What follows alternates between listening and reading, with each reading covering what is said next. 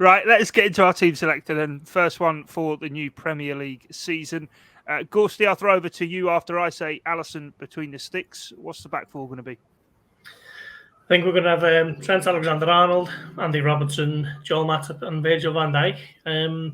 Great to see Joe Gomez kind of back in the thick of it. New contract, back, ready to play centre-back for the new season. But I just think Matip will probably be the go-to anyway, even if Konate is fit. So, yeah, that's it. That's my back five. Any change to that, Doyley? No, but I can't just say no, so I'll try and elaborate on a point. I think it's quite interesting that even if Konate would have been fit, I still think it would have been Matip. He's just edged his way back ahead of the Frenchman after the way last season ended. I mean, Matip didn't do anything wrong last season. It just seemed to be that Konate was preferred in the Champions League because of his pace or whatever reason, and he had a good game against Real Madrid, and he played well when he was called upon, and he's going to be the future compared to Matip. But Matip has done well again, and I think he deserves to be starting anyway. Here's a bit of a spanner in the works then in terms of the team and the formation, how it's set up and everything.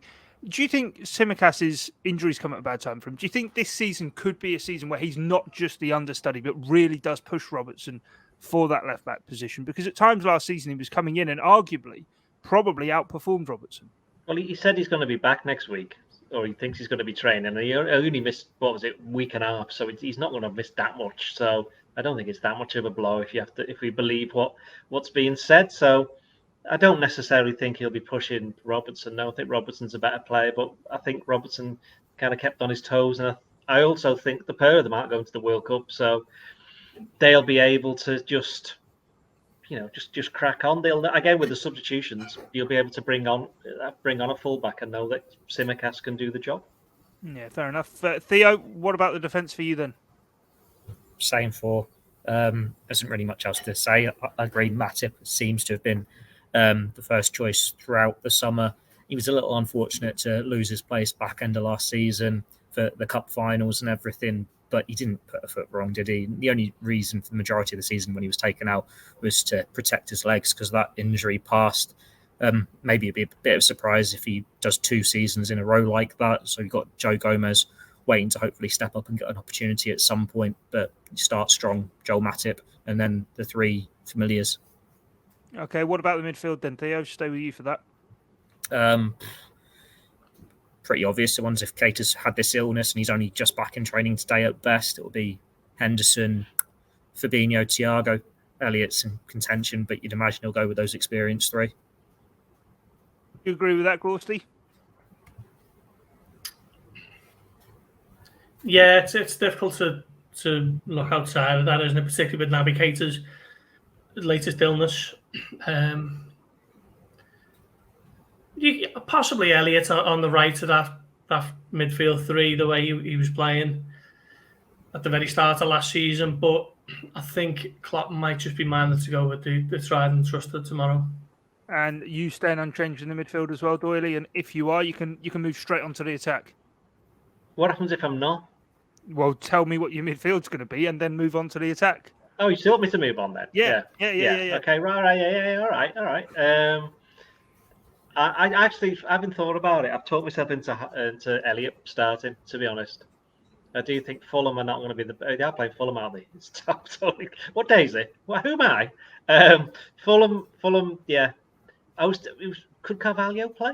Or would that be a little bit silly because they know exactly? No, that was a suggestion I was going to make. Yeah, but no, I actually thinking about it. I think I'd play Elliott. Yeah, I'd play Elliott instead of Henderson because there's a lot of games coming up. The 5 subs thing, if it doesn't really work, just bring Henderson on second half. And what about the attack then? Yes, the attack. Right. I don't think Núñez starts. I think it'll be Firmino. I think Salah's got to start, and Diaz.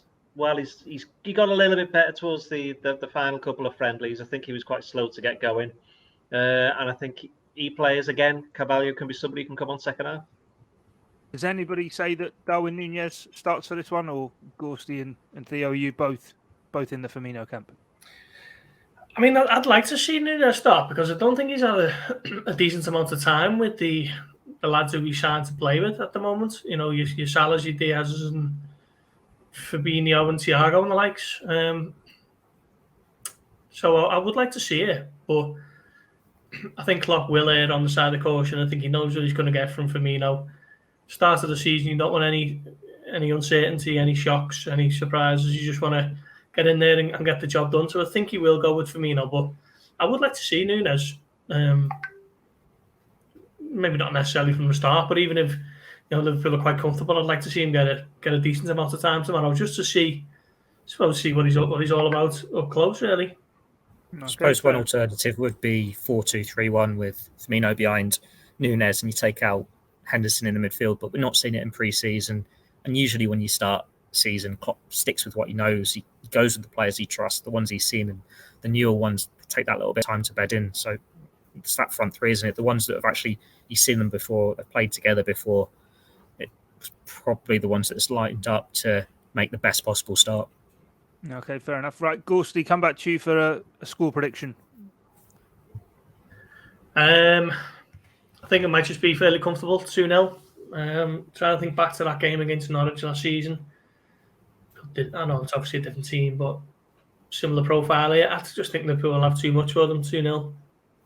I'm right in saying Liverpool didn't beat Fulham last time, did they, when they were in the Premier League? They drew Craven Cottage and lost.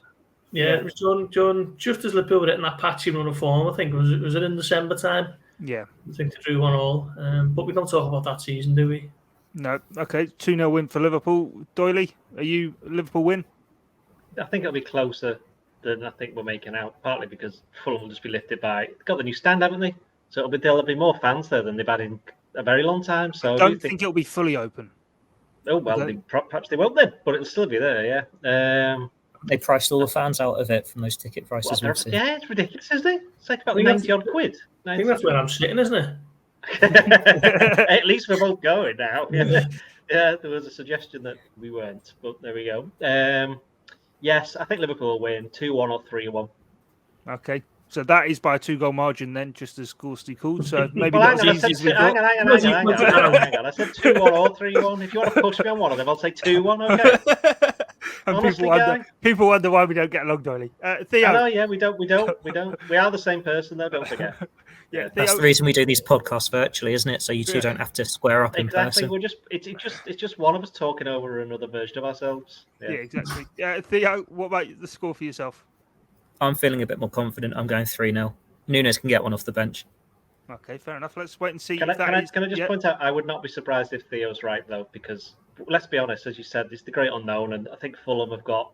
If you think Liverpool have got injuries, I think Fulham have got basically the entire team out or something stupid. See, Harry Wilson looks as though he's going to be out for a while as well, so that's not good news for them. And of course, Carvalho's gone. Mitrovic will be the one, won't he? Is he fit?